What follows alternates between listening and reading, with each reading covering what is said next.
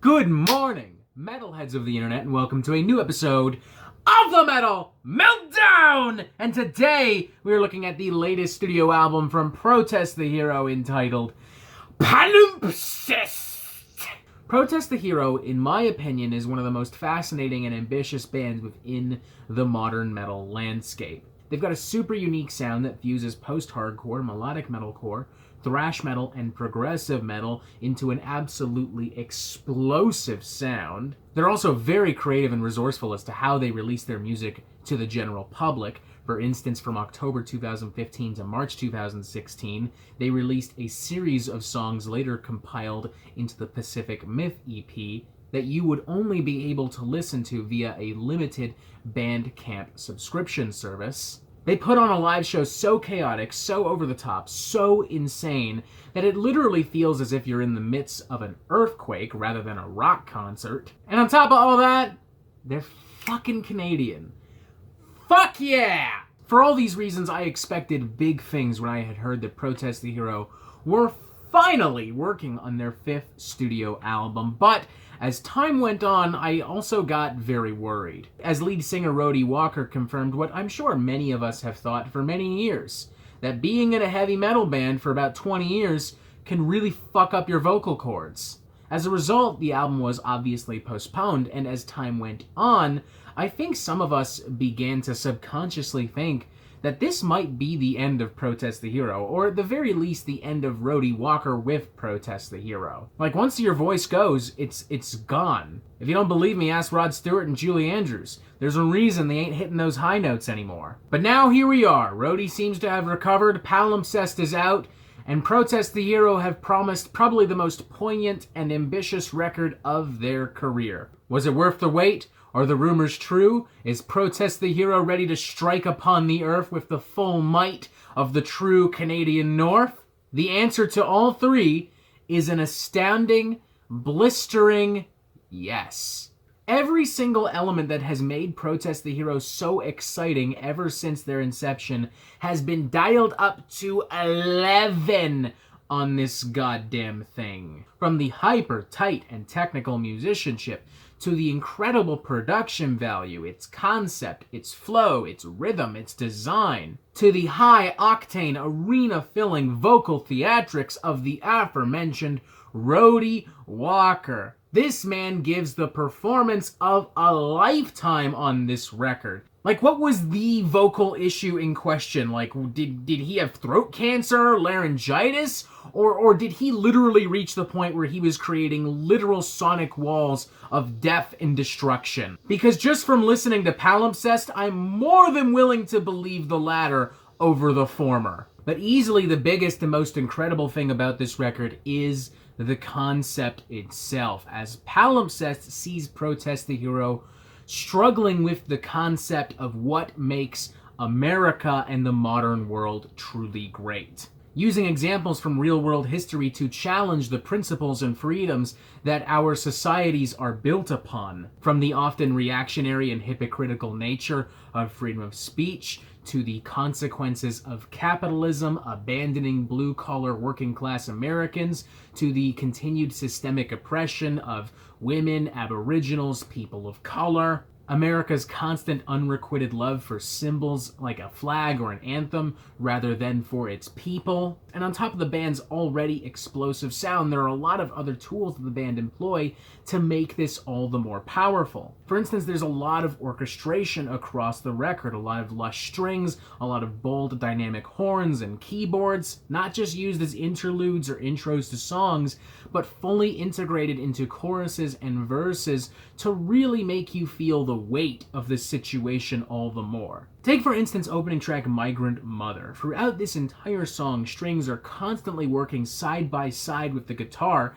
to make this song as cathartic as possible, till eventually it reaches a literal and figurative high note in the album's chorus, in which the strings completely unleash alongside the determined and triumphant Rhodey Walker. And not just a musical high note, but an emotional high note as well, as Migrant Mother tells the stories of migrant workers living in California who ran from oppression only to find new oppression. Saying, California promised heaven, a heaven we could not deny, but the dust we're running from still stalks us in the night, and all we found is a bitter lie.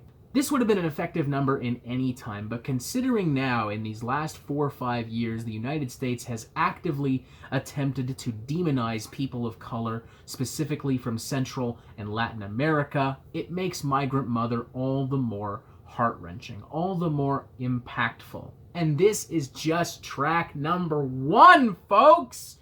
This is just track number 1! You've got tracks like The Canary and From the Sky, which directly confront the failures and the myths of Amelia Earhart and the Hindenburg disaster, respectively, the latter of which is a musical highlight on the record, as the latter half of this song focuses on a huge build-up that leads to one of the album's most explosive and dynamic moments. You have a track like Little Snakes, which directs and prods at our very violent and complicated history with Native and Aboriginal people, driving the point home of some very anxious technical post-hardcore, and pinned at the very last moment with an absolutely jaw-dropping tech-death bass solo that would not be out of place on any necrophagist record. Or on a track like Rivet, where Protest the Hero openly question how some Americans can be so blatantly, even blindly, patriotic in the face of fascism, in the face of objectively horrible shit, never once acknowledging that their country could have possibly done something wrong, that they could possibly have any issues regarding any of the things we may have mentioned so far. At the same time, acknowledging that Canada in many ways isn't much different, contrary to popular belief. Saying here, no country's history is free from bullshit, but everyone just seems so fucking proud. Ending the album on a particularly thunderous and spicy note, may I add. I love how bold and dynamic those horns are. I love how you can hear the strain and the stress coming out of those horns playing alongside those guitars. And I love Rhodey's repeated, almost droning use of the line, "Once I built a railroad, can you spare a dime, brother?" Just drilling the point that America so often abandons the people who built it further into your skull. But I gotta say, the most powerful moment on this record has to come in the 2-hit combo of Harborside and All Hands. Harborside being this incredibly lush, evocative, simple little ballad that even manages to channel some Americana influence and spirit, before contrasting abruptly yet intentionally with the absolutely raucous All Hands. Guitars, strings, bass, keyboards, drums, they all work together as if they are all simultaneously dancing in some incredibly convoluted yet delicate ballet. And you can hear so much strain in that rhythm guitar throughout the song, but particularly within the song's opening moments. As if all the rock and roll rebel gods came together in this moment to imbue this one song, this one piece of a song with the most fuck you energy possible. I could probably go on for a while speaking about this record, going through it with a very fine comb, detailing every little moment I find and why it's so insightful, why it's so impactful, why it is still at the same time so entertaining, so fucking brutal even, particularly when Rhodey introduces some more aggressive vocals. Holy shit, we forgot to mention that. Rhodey is singing fucking gutturals on this thing. Like, there are blatant moments of pure fucking death metal carnage on here. Jesus, case in point, I totally got distracted there for a second. Look, there's a lot to sink your teeth into. That's pretty much what I'm getting at here. I could, with that in mind, picture some people kind of going, yikes, this sounds really over the top and bombastic and overwhelming. I don't know if I want to sink my teeth into this particular meal. But I encourage you to try and take a bite nonetheless, because once those gears start rolling, once you've kind of figured out the twists and turns and the curves of this record and what it's talking about, it is such an incredible little roller coaster. I'm honestly this close to giving this thing a 5 out of 5. I mean, it does such an incredible job at being so lush, so insightful, so intelligent, so well-researched, while still being this electric, insane, over-the-top Canadian prog metal fuckorama. But hey, Why on earth would anyone argue with a 4.5 out of 5? Protest the Hero would be extremely fucking pretentious to argue with a 4.5 out of 5. This is an incredible record. I love every single moment of this. The moment I stop recording, I will be buying this thing on fucking vinyl regardless. Regardless of how empty my bank account is right now.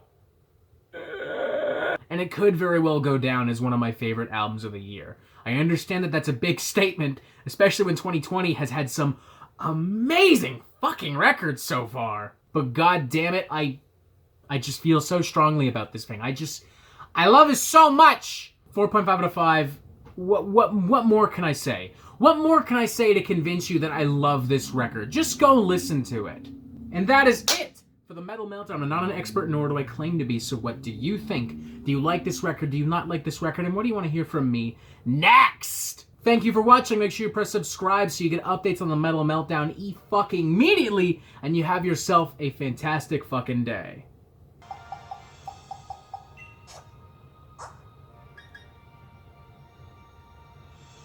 What are you still doing here? Go listen to the fucking records, you fucking dolt! Go!